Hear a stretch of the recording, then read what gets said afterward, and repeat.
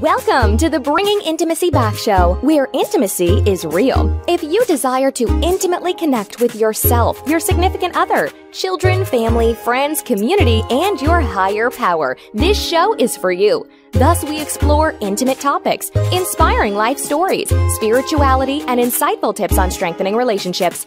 This show is hosted by Dr. April and her co-host, Dr. Kelly.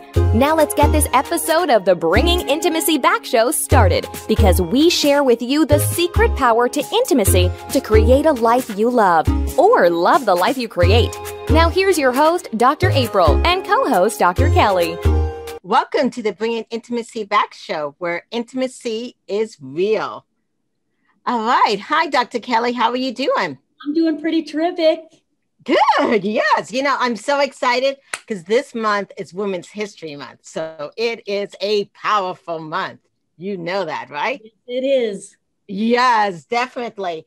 And in Women's History Month, we have a lot of people coming on that are empowering. And today, of course, we're talking about music with intimacy and also kind of what, you know, some of us can relate to. I'm getting to that age. It's dating at 50. So I'm so excited about today's show. I am as well. And I'm 54. I'm halfway through the 50s. So I'm ready to listen to that. And of course, our very first segment is romance and opera. Yes, with music. Yes, definitely. That's why I was like, hey, I have this. I'm not playing it. This is just a prop. I truly do want to hear about romance and opera. I can't wait for today.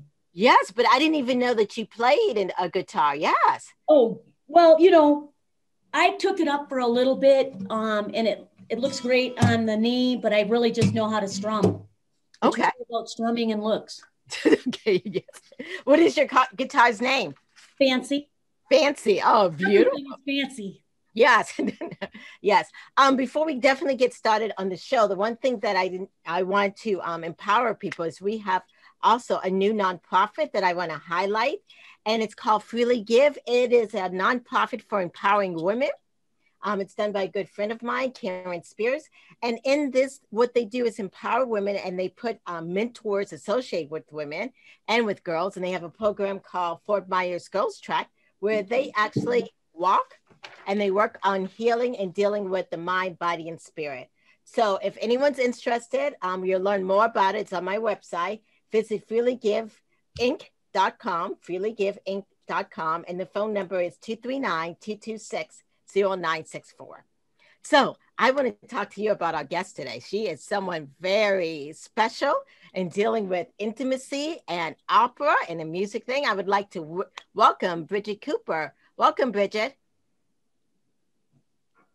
Thank you so much. You know what, Dr. April, I am so proud of you. I just want to share that with you.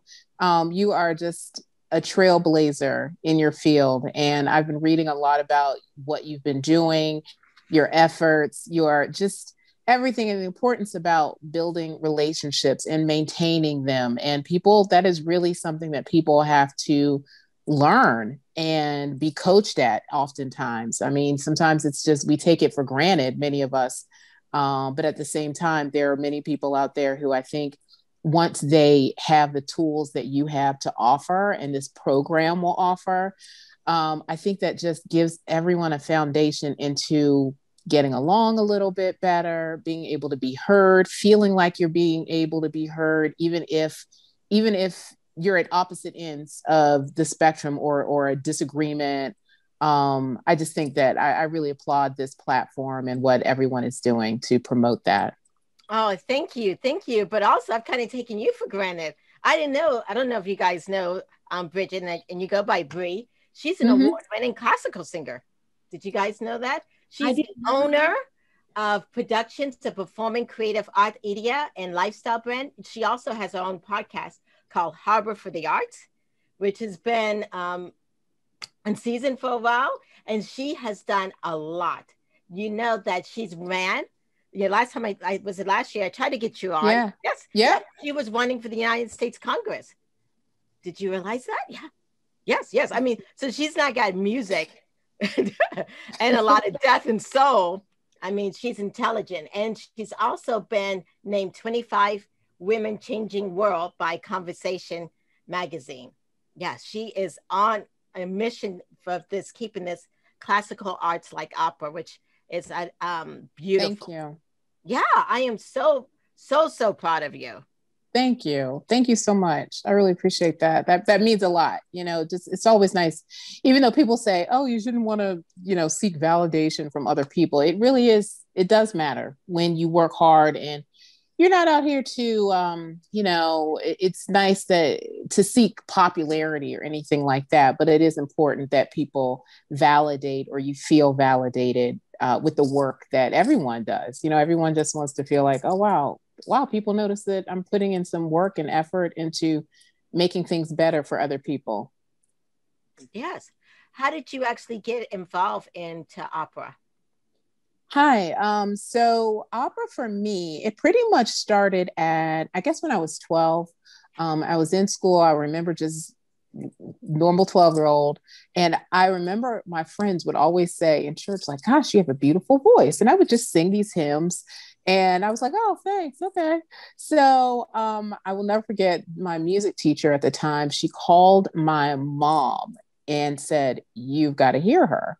She has a beautiful voice. And I was literally just going to music class. It was just a basic, general music. You learn some songs. I remember loving to learn. I remember loving that she taught the recorder. I took up the recorder really quickly.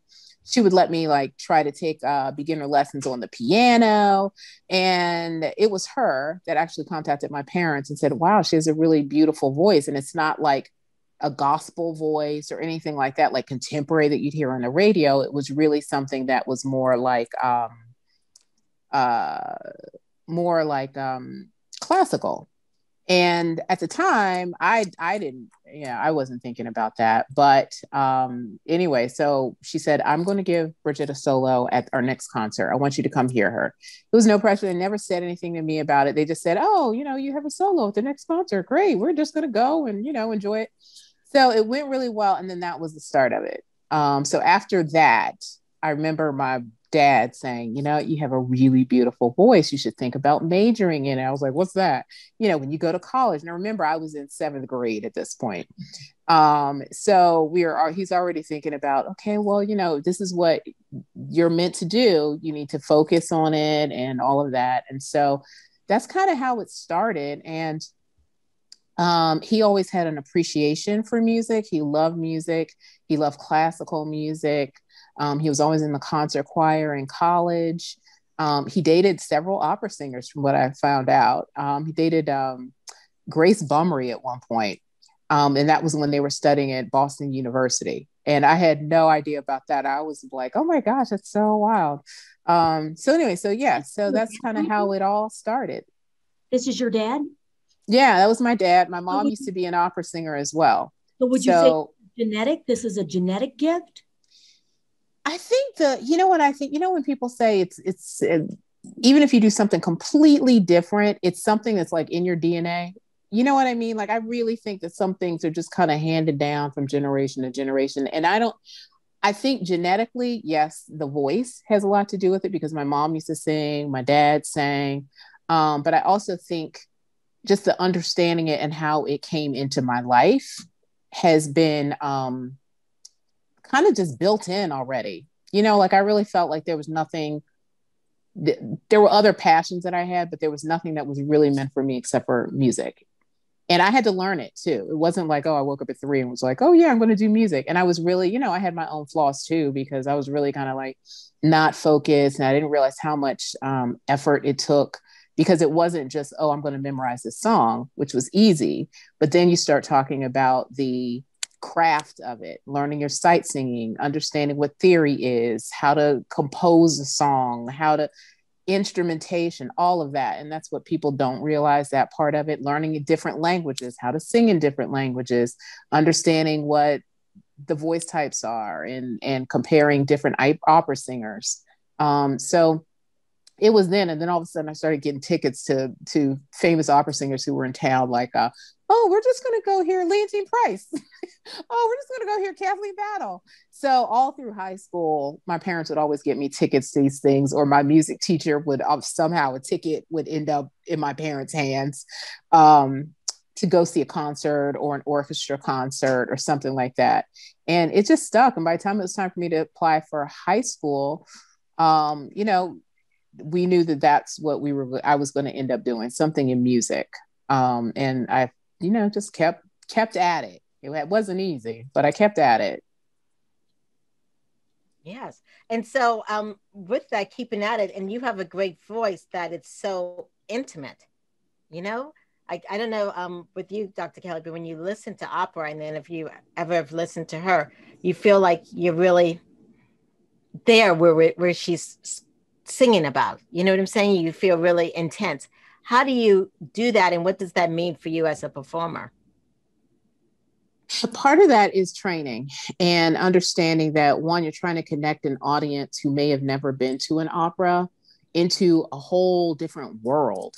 And how do you transport the viewer and the listener into a 2-hour or 3-hour or 4-hour opera is sung in a different language, and that's not people's primary language a lot of times.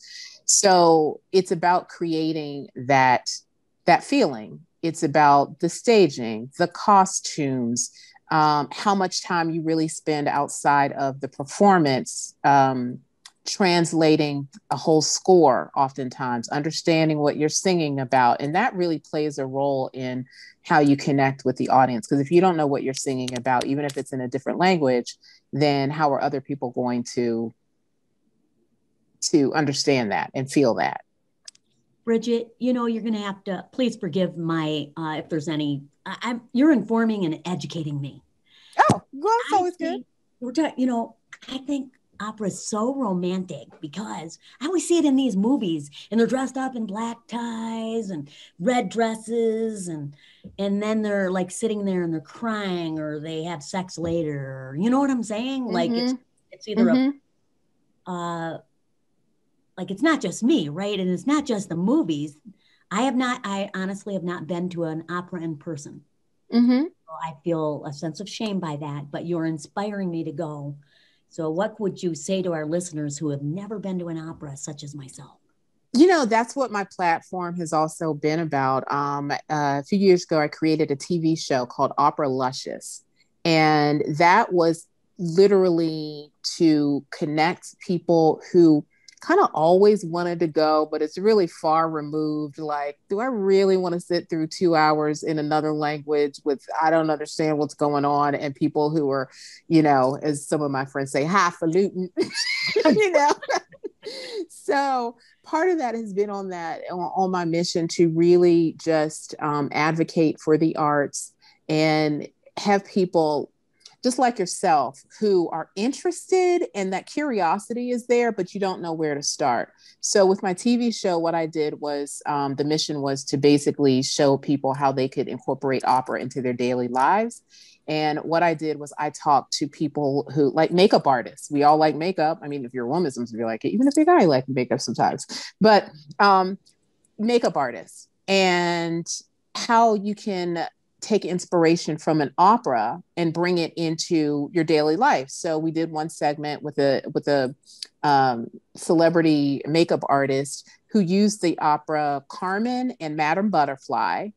And she literally said how to take your daytime look straight to the theater, and inspired by Madame Butterfly. And she showed the viewers how to put like an orchid in your hair, and talked about the opera. And so the great thing was that people started emailing me saying, I don't know what that opera was about, but I decided to look it up. And we went to the theater, and she had, you know, they would send me pictures of someone with beautiful blossoms in their hair. I think La Traviata one time was like, oh, the braid over to the right with a flower.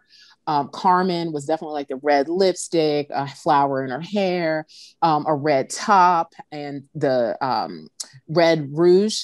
So, you know, that's what it's about. It's really about just making that connection. And that was one of my missions, which with Opera Luscious, the TV show, one of the things I did was have a chef, and this is something that validated me as well. I had a chef on And she was making, it was this elderflower dessert. And she decided to use the opera La Traviata for her inspiration. So the episode airs in Los Angeles. I get this really lovely email from a viewer who just happened to be watching it. And she said, I want you to know that I had a brunch. She used the recipe. She kind of tweaked it to her own, but she used the recipe. And when her friends and family came to the brunch, they had the music of La Traviata. She had never been to an opera before.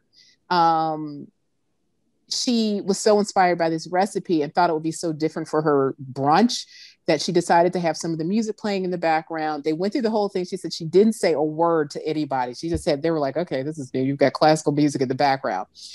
At dessert time, she had the dessert out. They had the dessert, like, oh my gosh, this is wonderful. And I think it was with the elderberry. So a lot of people, it's not a familiar taste with a lot of people in the United States, I think. I mean, it is, but for me, that was the first time I had tasted elderberry in a dessert as well. And it's a very distinct taste, but it was lovely. So she says, people just started saying, oh my gosh, what kind of dessert is this? And she says, well, the recipe was inspired by La Traviata. The opera? I don't know about the opera. Oh, well, that's what you're here playing now. Oh my gosh, let's listen to the first act. So she tells me this whole thing. I'm like, that's exactly what I wanted. And she told me she got tickets to the opera season, the next season. They were performing, it wasn't La Traviata. She did ask me about a one act. It was, hold on. It was, Johnny Skiki. And I told her that would be a great opera to just see for the first time. And that's what I tell people. Like, if you're into opera or you want to get into opera, see something that's a one act opera. It's really easy. It goes by like 45 minutes to an hour and a half. Usually, a lot of times they're very funny. It gets to the point, and it's just enough to make you go, oh, okay, that was nice. I want more, So that's what I would say. How do you spell that? And it's Johnny who? Johnny Skiki. And Johnny, oh, okay. You know what? You know this because the aria, O mio bambino caro, you've heard it, I know, in tons of movies. O mio bambino caro, mi piace bello, bello, vandare in porta rossa. So you've heard that. I know you have, like, in commercials, stuff like that. Wow, that's from that opera. Okay. Goodness. But it's so funny because people hear this all the time and they're like, oh, wait, that's from an opera? Which opera? Johnny Skiki. So Johnny Skiki is actually a comic opera. It's very funny. They're fighting over a will. And it's a very funny opera. And the character that sings that popular aria, O mio bambino caro, she she's fallen in love and she wants to explain to her dad that, hey, I really love this guy. I really want to build a relationship. I want you to build a relationship with him. So, a lot of people are so funny. They don't realize that they've heard a lot of this music. Porgy and Bess is another one. That's another great opera. It's literally written for African-American singers to sing because it takes place in South Carolina. And you're talking about, it's about 2 hours to 3 hours, but you're talking about drug addiction, a drug dealer. You're talking about entrepreneurship. There's a woman who is, her name is Mariah. And at first she looks like this quirky kind of older character, but when you really dissect the character, she is the backbone of the community. She protects the kids. She is a business owner, and she's an entrepreneur. So it talks about the life in this seaside town on an island. And that's another great one to go see. One, it's in English. Number two, there's some great songs that you've already heard. Summertime is from there. It opens the opera with Summertime, something familiar. The action, it moves fast. And that's just a fun one. Also, of course, Carmen. If you can hear it in English, I think that's always a good start. Anytime you can hear an opera sung in English. And what I always recommend is go see an opera that is already like part of a lot of the opera companies have a young artist program. Go see one of those. because not only is it a singer who's like up and coming or just finished college or maybe working on a grad program, but the opera is literally meant to engage the community around them. So it's oftentimes sung in English. Oftentimes it's a one act opera. Oftentimes it's an opera. If it's not one act, then it's something that is really going to engage people and fun, you know? And then when you work your way up to Wagner, that's when you bring a bag lunch. Well, we're going to take a small break, but when we come back, I would love to talk about the Romantic era, the Romantic operas, and even maybe get you to sing a little. So, okay. All right, we'll take a small break and we'll be back in a few moments. Okay, great. Are you wanting a vacation in paradise? A vacation to rekindle the passion? A vacation without the kids? A vacation where you can learn how to communicate, where you and your partner actually hear each other and gain insight? If so, vacation counseling is your next vacation. Dr. April Brown has created vacation counseling in Southwest Florida as a perfect option for you and your partner. Our retreats are one couple at a time. We have a variety of packages available to choose from, including virtual couples retreats. If you and your partner are interested in the vacation counseling, please visit us at vacationcounseling.com for more information on pricing and packages. Also, follow us on Instagram and Facebook. To keep track of the latest news, stories, activities, or coupons on vacation counseling and Dr. April's other services, we encourage you to sign up to receive a monthly newsletter called Intimate Connections at draprilbrown.com. Remember, if you and your partner are struggling with communication and intimacy, and you all are looking for a retreat to connect, vacation counseling can be your next vacation in Southwest Florida.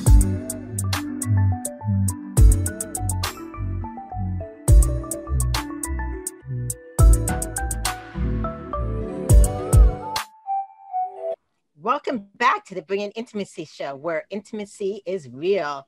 So Dr. Kelly and I have been talking with Bridget Cooper about opera. I mean, wow. Did you hear how much she could sing? And I was moved. You know, when we started this episode, I wore a country hat because that's kind of the music that I knew. And I'm like, hey, I'm a country girl and I need to be schooled. And I am learning so much, Bridget. And your humility is just, you're way too humble. Oh, we can't hear you. Gotta turn the mic. Sorry about that. No, thank you. I appreciate that. Thank you so much. I think it's just, I don't know. I guess that's just kind of how I am because I see it as what I do. And it's almost like a job, but at the same time, it's just kind of it's who I am and what I do. Because people say that all the time, that I'm so humble. And I'm like, what am I supposed to do? Like, how am I supposed to act? Look at how I have a lot of friends that are like, are you kidding me? I'd be like, sing it all the time. And I'm like, but it's a job. It's my job. It's like when you go to work and then you get home, do you really want to take your work with you?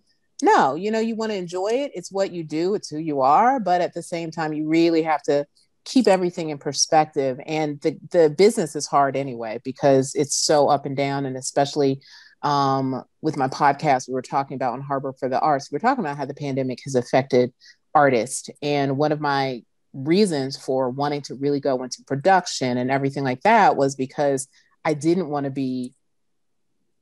rely on a person, a thing, a company to tell me how far I can go and how far I can't go. And that's when you have to create your own opportunities. You have to learn as much as you can, keep conversations like this going. Because honestly, I never even really thought about intimacy and that relationship in opera until, Dr. April, you were sharing with me about your podcast. And I was like, I mean, I know it's important in the audience, but then I think about, what does that relationship really look like? And what is the importance of building that relationship? Because if you don't, then that's why sometimes opera will die it will die. Because if you don't understand that connection and the importance of it, I mean, look at the opera I was going to say the opera because it's written like an opera, Bridgerton from the books. Oh yes. Mm-hmm. We see it on Netflix, but if you think about like, how they did the instrumentation with the popular songs and they recrafted it for string instruments. They did Billie Eilish when I was listening to it. They had Ariana Grande's song on there, and they just repurposed it for strings, which I thought, oh, that's really cool. And then that's another way that you start connecting these people and becoming more intimate. It's a very intimate show, and not just because of the content, but how it's produced, how you relate to it. I mean, it's about characters, and that's what opera is about, really. And if you think about it back then, I mean, there was no social media. There were no movie theaters. That's how people entertain themselves. They entertain themselves through opera and through the story of opera and these characters that were so, I think you mentioned earlier, these characters that are so forlorn a lot of times. I mean, each voice category has a different stereotype. The soprano is always after the guy, the tenor is always after the soprano, the mezzo is always after both of them or trying to get back at the soprano. So, I think it's just, and I love all sorts of music. I mean, I love country music. At one point I was just like, oh, I want to do a country CD because I love the Judds so much. Ooh. And I thought that would be a lot of fun for me, like to do something kind of crossover. But yeah, I love all types of music. Dr. Kelly's attention there. Oh yeah, I love the Judds for sure. Yeah, one of my favorite groups. I mean, I'm looking for some new music from them, hopefully soon. I know. Say again? I have missed them. Yeah, I know. Right. And I don't know when they're going to get back to it, but definitely I hope it's soon. Yeah. I have that feeling they're going to come out with something soon. Oh, it's going to be big too. Better than Toby Keith, but back to you. Yeah. And so I'm really looking forward to them. And that was the one thing I was just like, oh wow, I could. And country music is written like an opera. Well, that's true. It's so if you really pick apart a song, I'm like, oh my God, this is like a whole. It's like a whole opera in 3 minutes, and people don't even realize that. I'm like, okay, there's Mimi, here's La Boheme, And I'm going to love it. Then I'm going to love opera. You will. A new addiction for me. Find something on start with just YouTube and look at Johnny Skiki. That's one. You'll hear O mio babbino caro. You can do Turn of the Screw, which is another good one. I love contemporary opera, and Turn of the Screw by Benjamin Britten was one that I thought was, based on the book, but it's kind of eerie anyway. But for somebody to put all of that into music, it's contemporary, so you really have to keep an open mind, but it's real. Oh my God, it's captivating. You'll love it. Yeah, but anyway, okay. Sorry. Yeah, and so with all that, I love romance. So what is like romantic operas? So a romantic opera, you're dealing with a different type of time period. And what I really want to impress with impart on your listeners is that when you talk about opera, you're talking about different genres. Romantic era is one of the genres that you're talking about, but it also comes about through what's happening in the news and what was happening in the news and society, even back then. So you have composers like Puccini. We were talking about Johnny Skiki and O mio babbino caro. Well, we're also talking about La Boheme, which is by Puccini. That's a more popular one. And why is it more popular? Also, because there is that aria, Quando men vo. And a lot of people have heard this aria as well. But can you think of a Broadway show that was based on the opera La Boheme? Inspired by? No, that's okay if you can't. No, I can't. Yeah. Okay. It's Rent. Oh, you're right. Rent. Okay. Yeah. So Rent was, it's not playing anymore, but Rent was inspired by La Boheme. And it basically talks about this eclectic group of people, artsy, musical people who basically live together in this one area. And, they all had their different storylines of what they were going through and what it meant. And then you have Mimi, who sings the popular song, Quando men vo. And the Romantic era, you can tell that because if you listen to the instrumentation, it's very, what I like to call schmaltzy. The line of what the performer is trying to emote can also be heard in the accompaniment. So those long lines, somewhat heavier instrumentation, the violins, the longing that you often hear in the accompaniment, which is much different than, I'll say, like a Baroque, like what you would hear in some of the instrumentation in Bridgerton. You know, it's very Baroque, very light, very pizzicato in a lot of the strings. And then you have the straight up classical era. You have neoclassical. You have an era, a lot of the German composers did what we call Sturm und Drang, which is very straightforward, the Wagner. There is impressionistic period, which paints a picture, which is why I like a lot of the impressionist composers such as Debussy. They paint a picture with the music itself. So not only do you have someone singing about water with the lyrics, but you hear the water in the accompaniment. Wow. So like I mentioned, for Quando Menvo, Puccini in La Boheme, you get to hear, it's the Romantic era, you get to hear the kind of longing, but the music often moves along with the lyrics that are being sung, and very heartfelt. Wow. Yeah. It blows us away. You know, I have a question. I know we're pressed for time, but I just have to know, what would you recommend to our listeners who are like, you know, whether it's a man or a woman, they're like, I need a good foreplay song here. Oh, wow. Okay. Precede my sexual intimacy.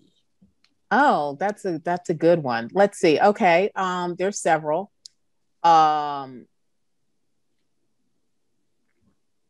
Oh, I can think of one. And this goes back to one of the operas, of course, Porgy and Bess. You have that song, which is you have Serena's aria, which is My Man's Gone Now, or you have What You Want with Bess, she getting old now. And then it goes to this whole jazzy interlude. Definitely in La Boheme, the whole first, I mean, right when it comes in, that instrumentation is beautiful. That really is just like sets the mood. There are so many. Let me think of something else. We talked about Johnny Ski, which is more light and fun. You know who did a crossover?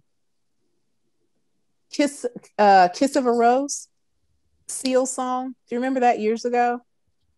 Well, it's a great crossover piece, and they started putting it in new opera. So that's another great piece.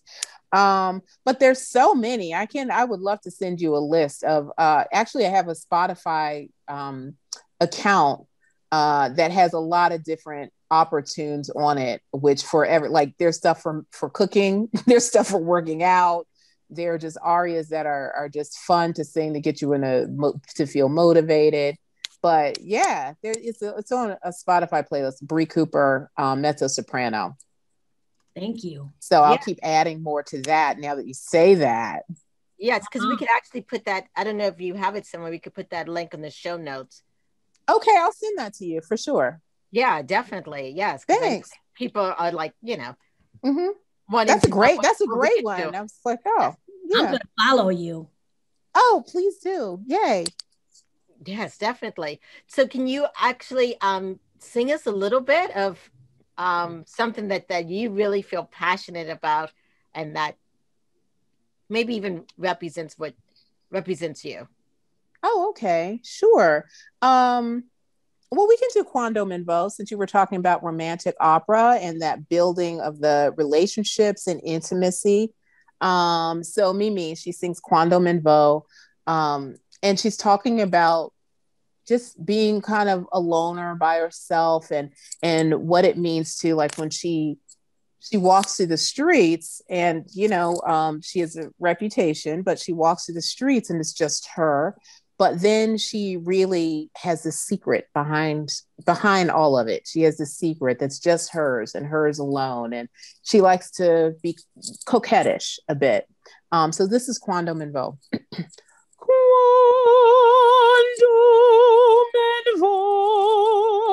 Quando menvo soletta per la via, la gente sosta e mira, e la bellezza mia, tutta ricerco in me, da capo piedi solette.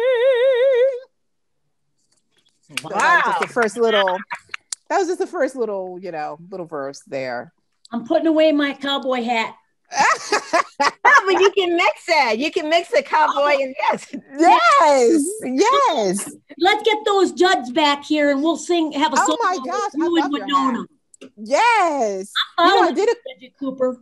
Please do. Are you on Spotify or on Facebook? Yes. Okay. So both of those are Bridget Cooper, mezzo soprano, Bridget Cooper, mezzo soprano.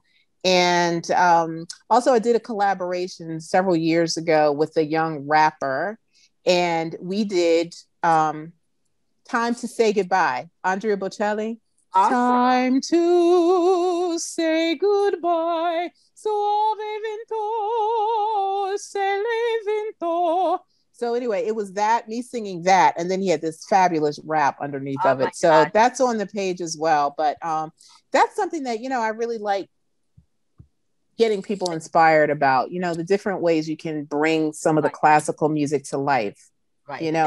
Right. Wow. Thank you so much for being on the show. And so you're saying that you're on Spotify, Facebook? I'm on, Spotify. You can follow either Harbor for the Arts, or you can follow Bridget Cooper, mezzo soprano.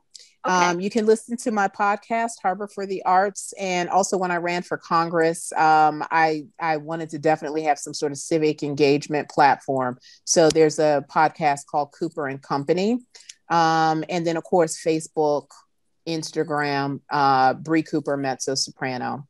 All right. Wow. Thank you so much for being on the show. Thank you. It's about time. Oh my gosh. Yes. You're in high demand, Dr. April. You are in high demand. And you run a tight ship, Miss Dr. April. He is in high demand. Oh, thank you so much. And we love having you. Okay. Oh, thank you. Thank you for everything. You're welcome. Well, we're going to take a break. And when we come back, we're going to talk with a radio personality that's going to talk about dating in the 50s. All right. Ooh, I want to listen to that. Stay on board. Yeah. How do I do that? I need to seriously take some notes. Just stay on board. All right. We'll take a short break and we'll be right back. Okay.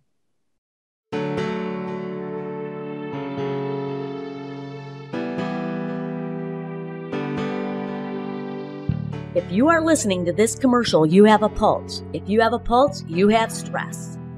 You may need a therapist. How do you find a therapist? Oh, you go to your phone book. Wait, what's that?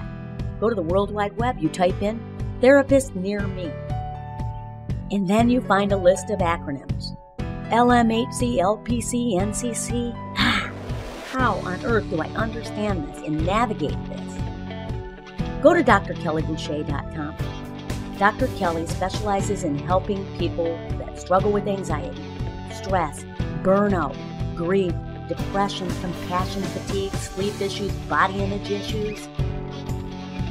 You can have help today. drkellyboucher.com.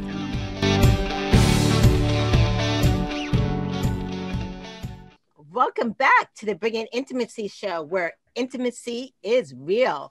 Yeah, so we've just been talking before with Bridget Cooper and music and intimacy. And now we have a radio personality. Her name is Shonda. And Shonda will be joining us. And Shonda is here in Fort Myers. And she does the morning show. And she does a very intimate radio show. And she wants to come on or call in and help us all talk about dating in the 50s. Yes, my full attention. Yes. Welcome, Shonda. I think you have your microphone on off that you may not be able to. Let's see. I cannot hear you yet.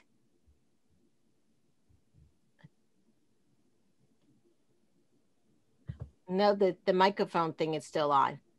While she's bringing that up, I just want to remind our listeners that next week we have Pamela Havilau on how to be a safe haven in conversations about intimacy.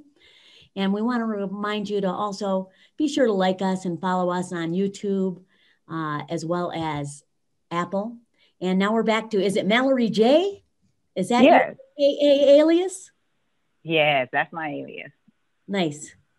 Yes. Well, welcome to the show. Yes. So let's just get right into the topic. Because many of our listeners are in their 50s or close to it. And dating is it's different because when you date when you're in your 20s, you're looking for that partner to maybe have kids with and all that other jazz. Yeah, you have plans. You have plans. Yes. Yeah. Yeah. Yeah. And you have a body to go with it. Yes. Things tend to look a little different a little later on in life. Mm-hmm. But yeah, it's different. It's different in your 50s. A lot different. Much easier in the 20s than it is in the 50s. What do you find are the challenges? Well, the challenges have been that usually men, I hate to say this, but men our age group, 50 and older, they kind of want to slow down and just, relax a little bit. They rather stay at home and chill or Netflix and chill.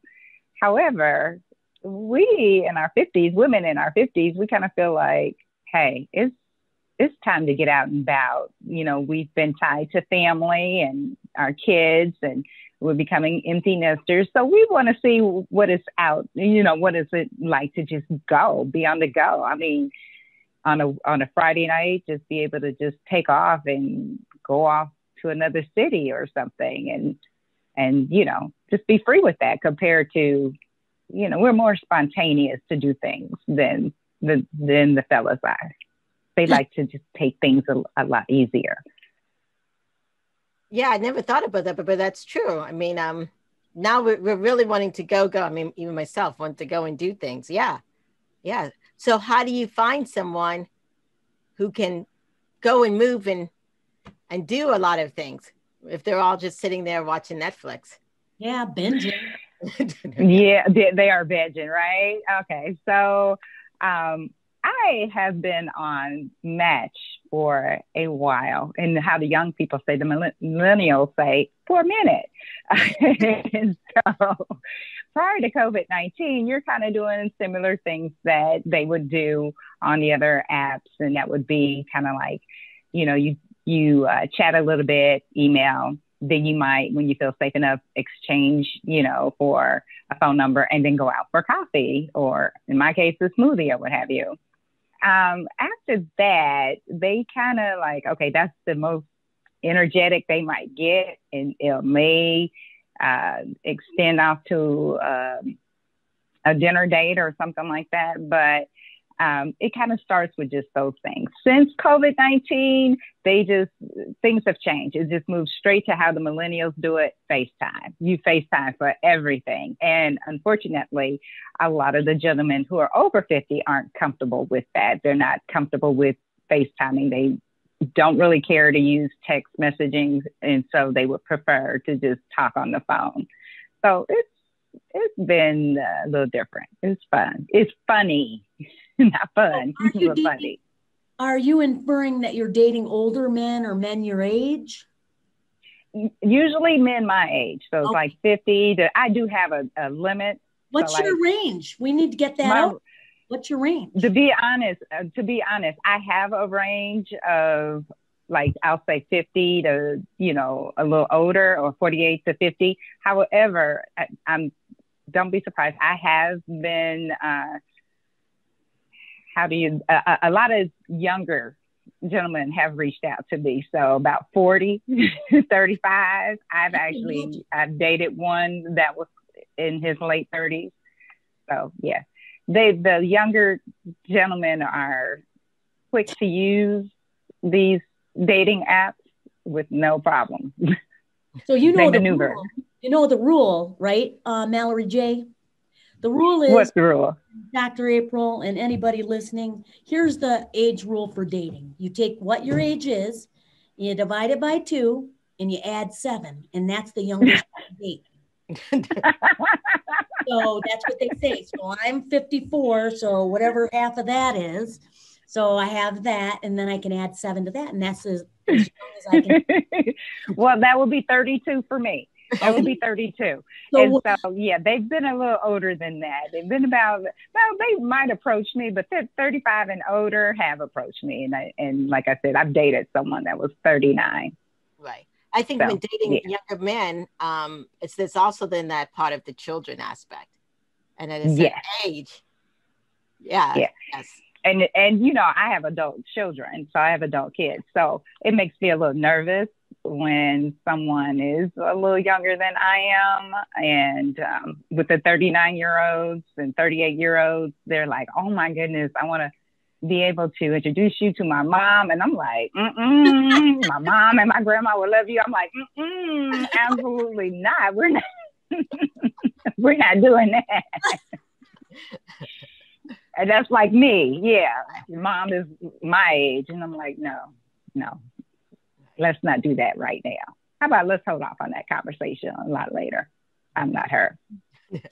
I know sometimes with some people I've told that it's good to have like a shopping list of what you're looking for. Do you have a shopping list?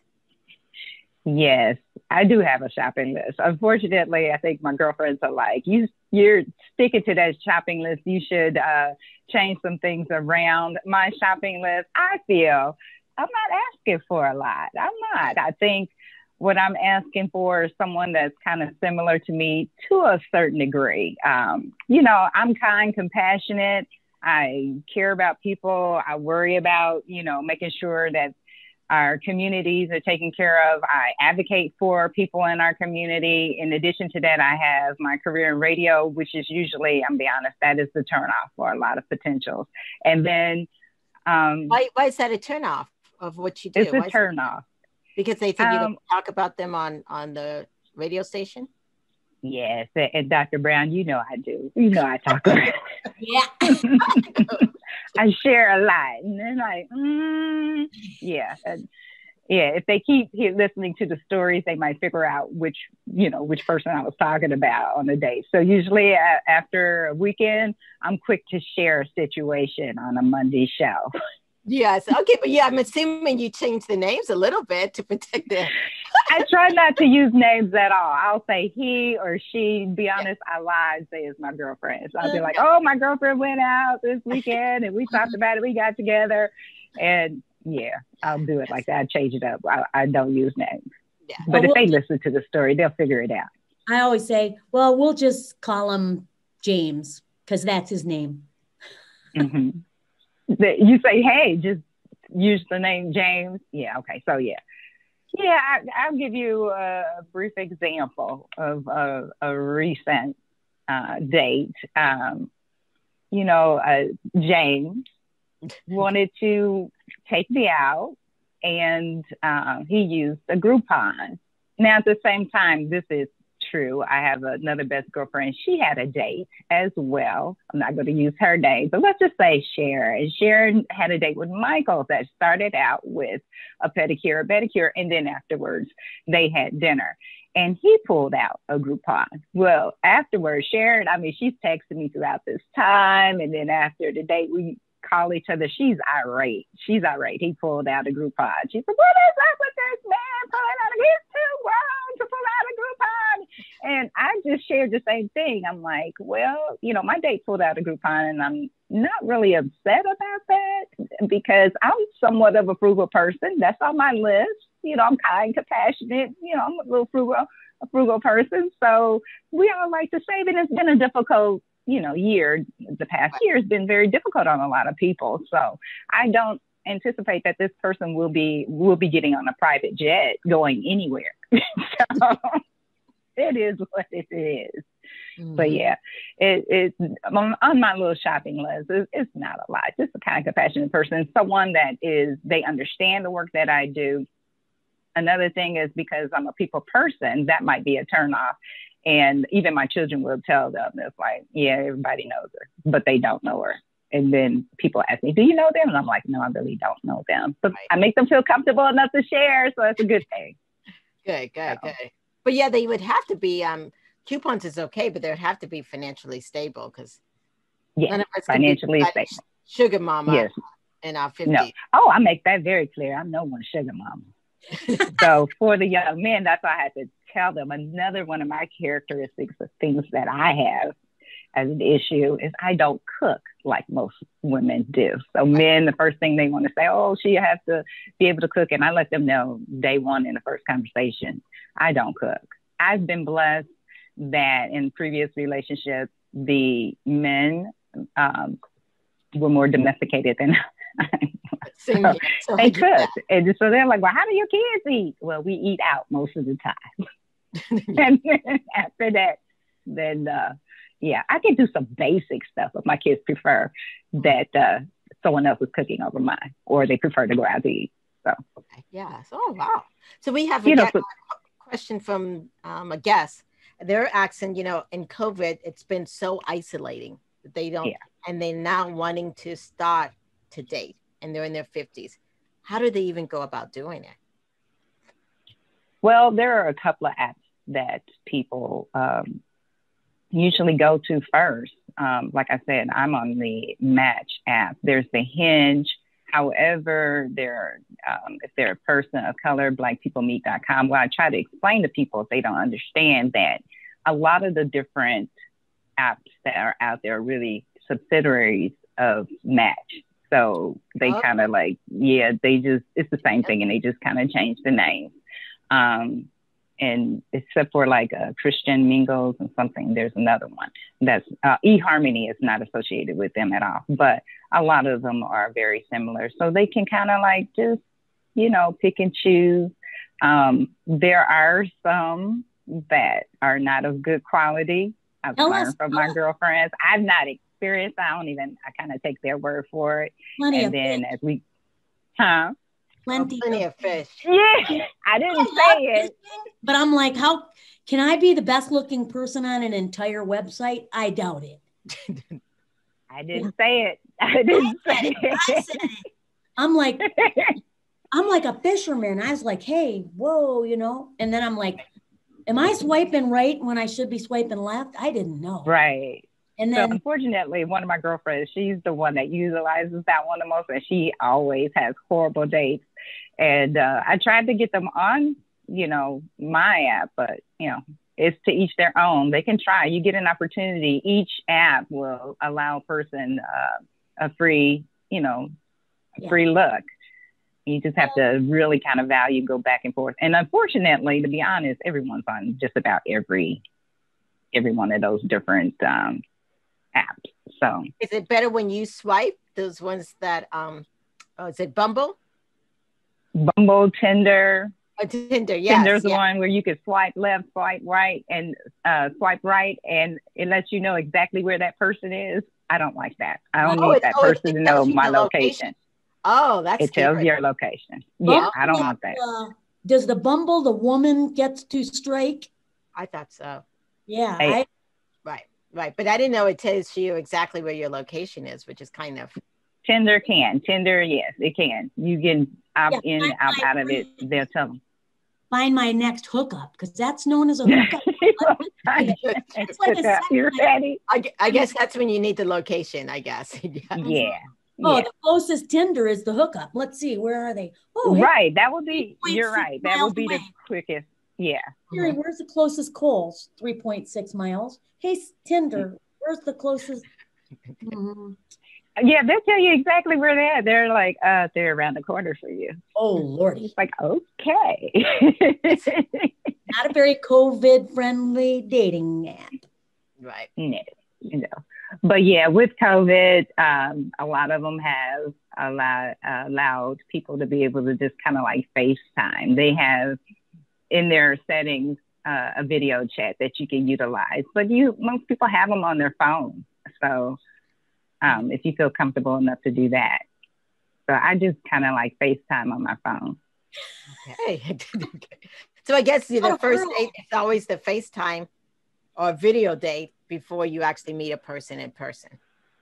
Yes, my very first video date was pretty cool. It was pretty cool because I was like, I didn't know how this person was going to go about doing this. It seemed a little strange. It was a little, they were a lot more creative. So you have your little nice little drink, and then all of a sudden, prior to the date, things are coming to your house. I was like, oh, that's considerate.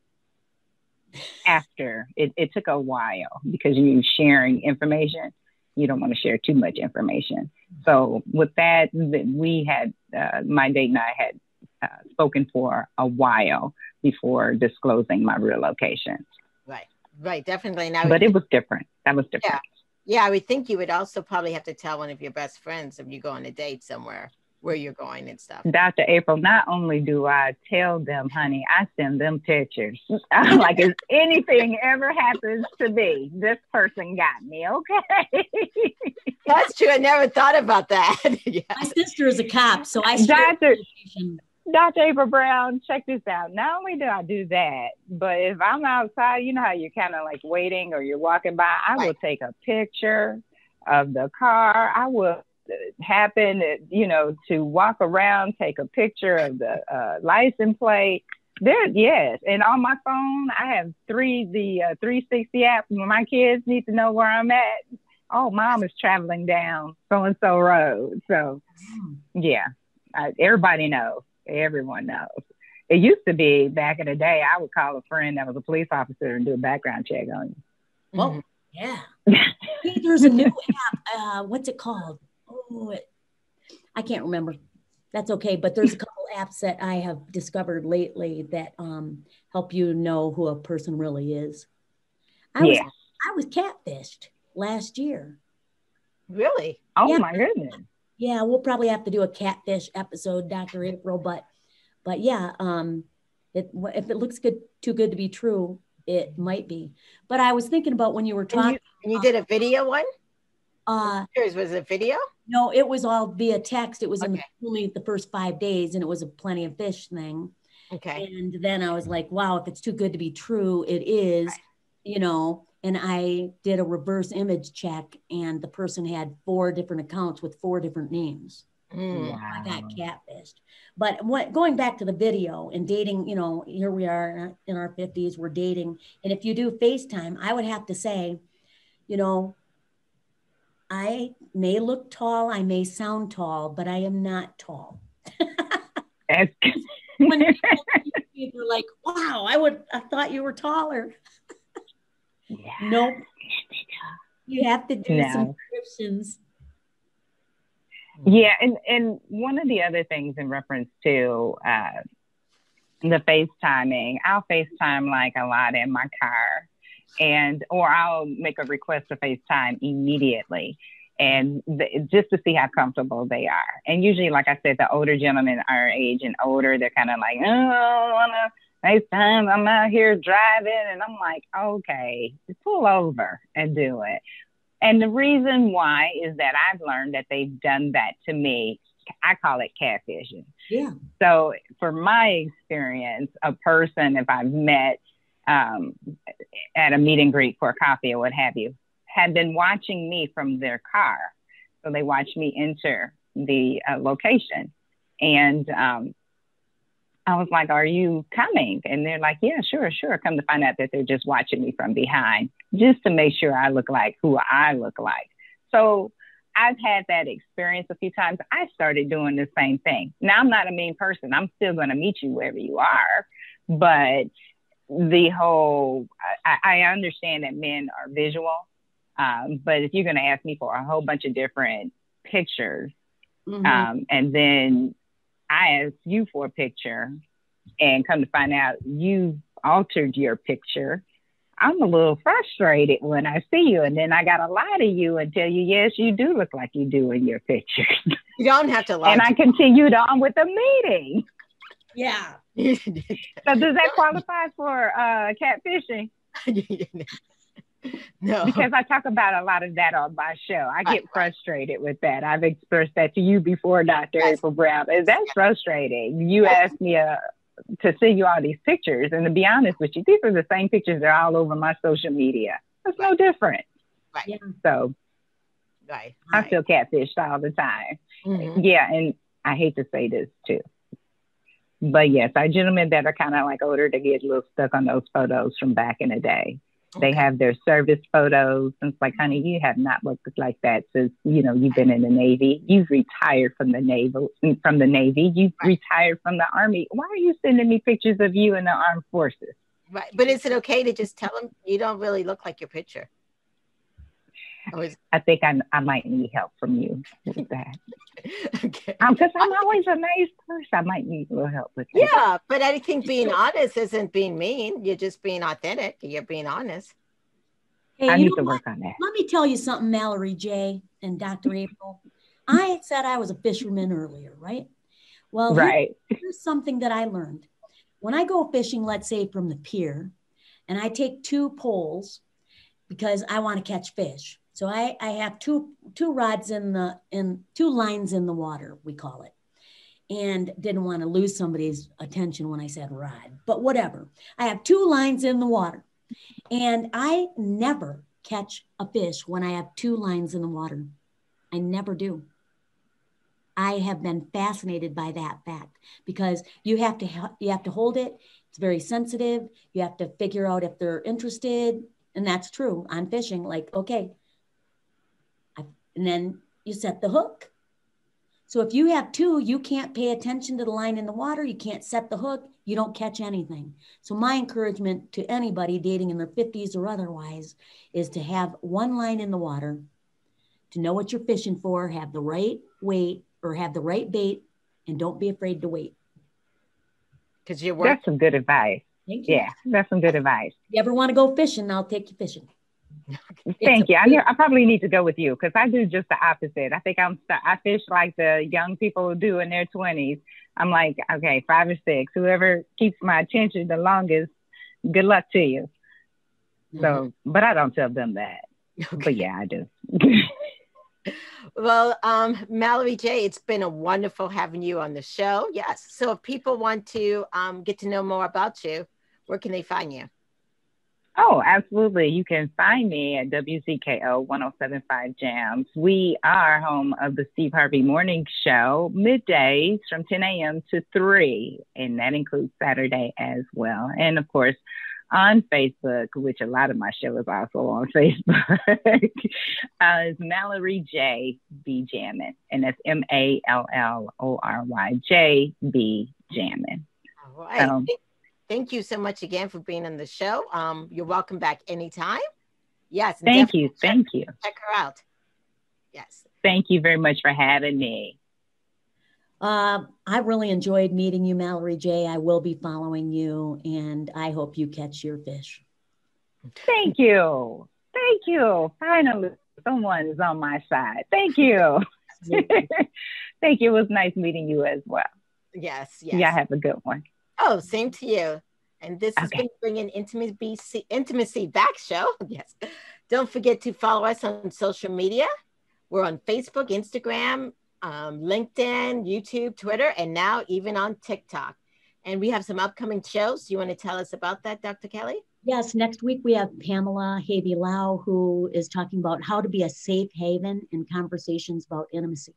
And this is one of those topics that, when you talk about intimacy, everybody talks about whether it's sexual intimacy or otherwise, but it is spirit, self, and sexual intimacy. But we're talking about sexual intimacy next week and how you can be that safe haven for your friends and have conversations about intimacy with Pamela Havey-Lau. All right. Well, thank you. And we will see you guys next week. Bye.